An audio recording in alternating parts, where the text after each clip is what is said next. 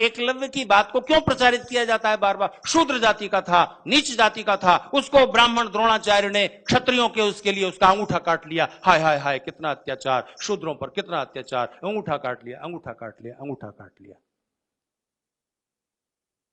और कोई महाभारत उठाकर पढ़ने का कष्ट नहीं करता। जब द्रोणाचार्य ने देखा कि इसने मेरी मूर्ति सामने रख करके धनुर्विद्या में इतनी कला, इतनी दक्षता प्राप्त कर ली है, अद्भुत, अर्जुन से और कर्ण से भी ज्यादा चमत्कार, तो द्रोणाचार्य ने सिर्फ एकलव्य से इतना कहा कि मेरे पुत्र, तुम्हारी साधना को मेरा प्रणाम, अभिनंदन, मेरे आशीर्वाद तुम्हारे साथ हैं।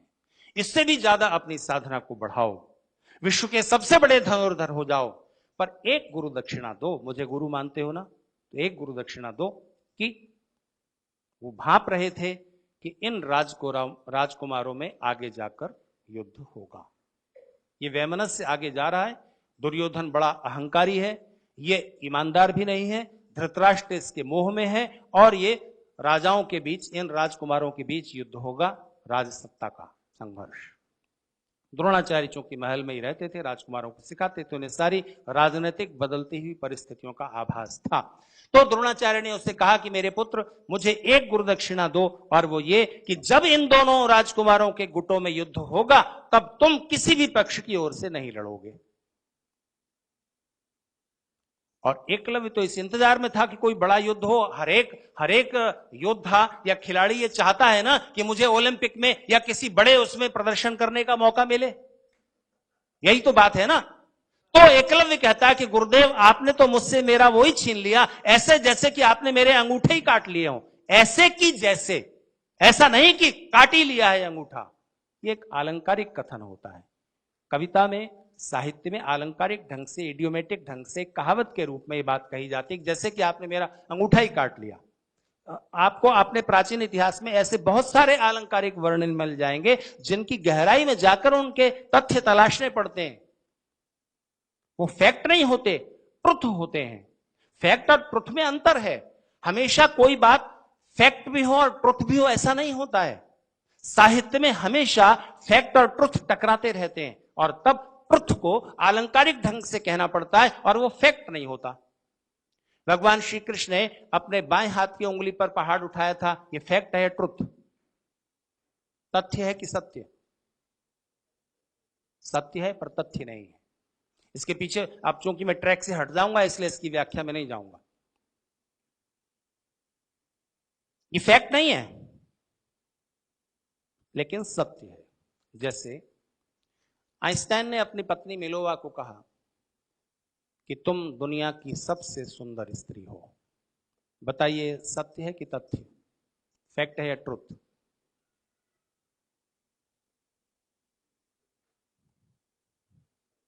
फैक्ट तो नहीं है। आइंस्टाइन बड़े मैथमेटिशियन है, बड़े साइंटिस्ट हैं। क्या उन्होंने सारी दुनिया की स्त्रियों की नाप तोल करके, मेजरमेंट करके यह फैसला किया है कि तुम दुनिया की सबसे सुंदर स्त्री हो? ऐसा तो नहीं है। पर क्या आइंस्टाइन झूठ बोल रहे हैं? झूठ भी नहीं है, क्योंकि प्रेम के गहरे क्षणों में किसी भी पति को अपनी पत्नी सबसे सुंदर लग रही है, यह सत्य है, लगनी चाहिए, यह सत्य है, पर तथ्य नहीं है। तो अलंकारिक वर्णन होते हैं साहित्य में, और वो सत्य होते हैं, पर तथ्य उनमें मत तलाशिए। अंगूठा काट लिया है, उस समय क्या जातिवाद था? उस समय किसी राजा को वोट चाहिए थे, किसी शूद्र जाति के या ऊंची जाति के, से कोई लेना देना नहीं है। शंभूक को मार दिया। उत्तर प्रदेश में जाइए, मायावती की पार्टी की ओर से नारे लिखे हुए, राम नहीं हत्यारा है, शंभूक ऋषि को मारा है। अरे एक तरफ तो आप कहते हो कि शंभूक शूद्र जाति का था, उसको राम ने मार दिया, हाय हाय कितना अत्याचार शूद्रों पर। दूसरी तरफ फिर आप इस माइथोलॉजी को रिजेक्ट भी करते हो। शंभूक को क्यों मारा? क्योंकि शंभूक तपस्या कर रहा था, और उस तपस्या से इंद्र का आसन डोल उठा। अरे एक दिन तो ये मेरे आसन पर अधिकार कर लेगा तपस्या के द्वारा। तो इंद्र ने राम को कहा कि शंभूक को मार दो। अच्छा, आप या तो फिर आप इंद्र मानिए, देवता मानिए, अप्सराएं मानिए, और ये सारी मैथोलॉजी को सत्य मानिए, वो तो आप रिजेक्ट करते हो। एक तरफ तो आप कहते हो राम हुए ही नहीं, राम तो कोई हिस्टोरिकल आदमी है ही नहीं, वो तो कहानी है, और उसके बाद दूसरी तरफ आप ये कहते हो शंभूक को मार दिया, हाय हाय बड़ा अत्याचार कर दिया। कैसी धूर्तता चल रही है। तो आपके इतिहास के प्रति एक घृणा पैदा हो जाए, कम से कम शूद्र या ओबीसी माने जाने वाले लोग अपने उस इतिहास की परंपरा से कट जाएं, तब उनको अगर अपने में वो कन्वर्ट ना भी कर सके वो विदेशी षड्यंत्रकारी, तो भी इस देश में, इस देश के बहुसंख्यक समाज में विघटन तो पैदा कर ही दिया ना, आपस में घृणा तो बनाई दी। और वो घृणा जब तक रहेगी, वो दीवारें जब तक रहेंगी, तब तक ये देश आपस में ही टकराता रहेगा। विदेशियों से क्या लड़ोगे, कहां से शक्तिशाली हो जाओगे? इसलिए इन षड्यंत्रों को समझने की और इन षड्यंत्रों का जवाब देने की जरूरत है। नहीं तो भारत के टुकड़े होते रहेंगे। भारत के टुकड़े होने के अभी तो नारे लग रहे हैं, अभी तो सिर्फ नारे लग रहे हैं कि भारत तेरे टुकड़े होंगे इंशाअल्लाह इंशाअल्लाह। अभी तो सिर्फ भारत माता की जय बोलने से परहेज हो रहा है। एक दिन आएगा कि यह बात सत्य भी हो जाएगी। चाइना की वेबसाइट पर आप देख सकते हैं, इस देश को 26 टुकड़ों में बांटने की तैयारी। कौन सहयोग करेंगे? सोचिए, सोवियत संघ क्यों 16 देशों में टूटकर बिखर गया? क्यों बिखर गया? क्योंकि वहां भी एक अलग तरह का जातिवाद था। इथियोपियन सर्बियन से शादी नहीं करता, सर्बियन लिथुआनियन से नहीं करता, और इस तरह से उन 16 अलग अलग प्रांतों में रह रहे लोग एक राजनीतिक विचारधारा, कम्युनिस्ट विचारधारा से जुड़कर एक देश, एक संघ बन तो गए थे, लेकिन उनके अंदर अंदर के टकराव जारी थे।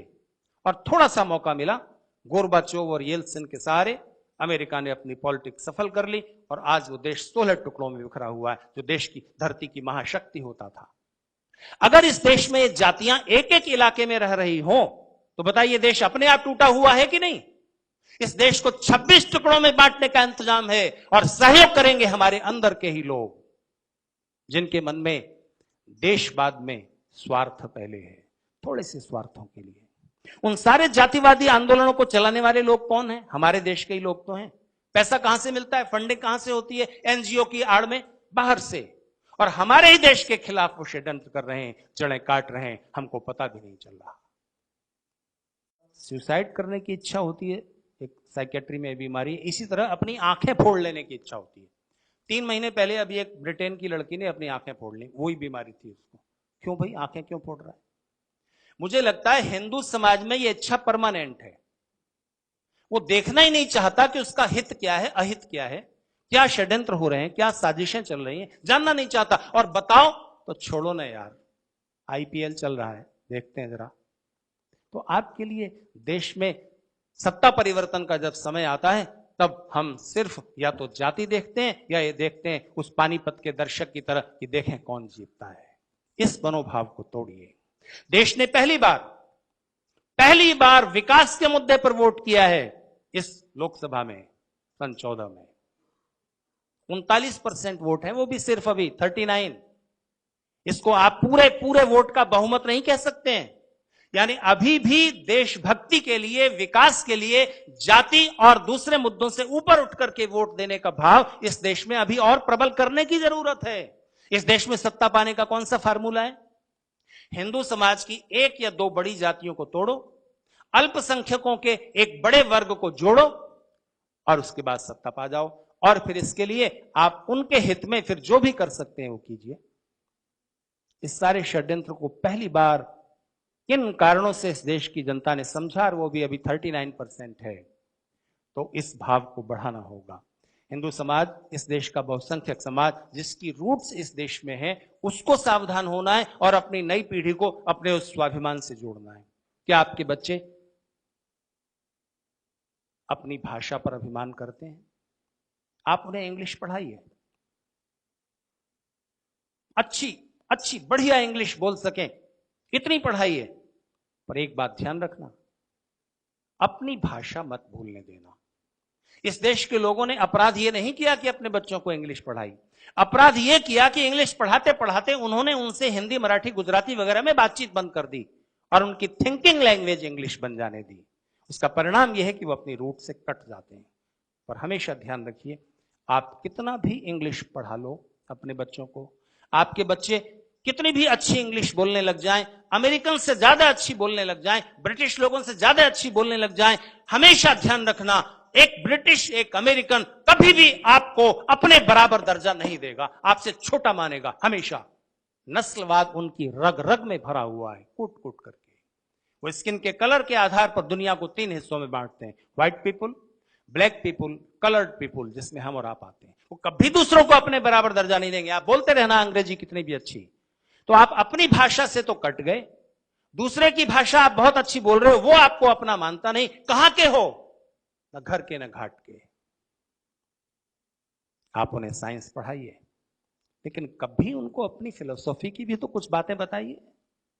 वो फिलोसॉफी जो दुनिया में सारी दार्शनिक चिंतनाओं के ऊपर है और उनके मूल में है। बाकी सारी दार्शनिक विचारधाराएं उसी दार्शनिक विचारधारा को कोई एक कण लेकर के अपना विकास करती हैं। ये मैं दावे से कह रहा हूं आपको, सारी फिलोसॉफीज की कंपैरेटिव स्टडी करने के बाद।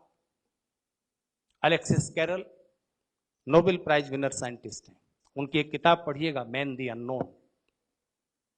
अलेक्सिस कैरल कहते हैं कि पूरी मॉडर्न साइंस कितनी भी खोज कर ले, एक क्वेश्चन हमेशा अनआंसर्ड रहेगा।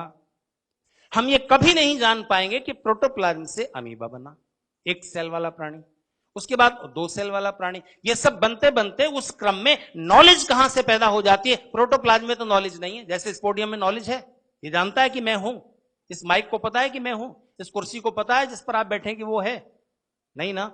हमको आपको पता है।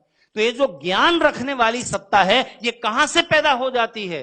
अगर प्रोटोप्लाज्म से, प्रकृति के जड़ तत्वों से ही ये चेतना बन गई, तो प्रकृति में भी ज्ञान होना चाहिए।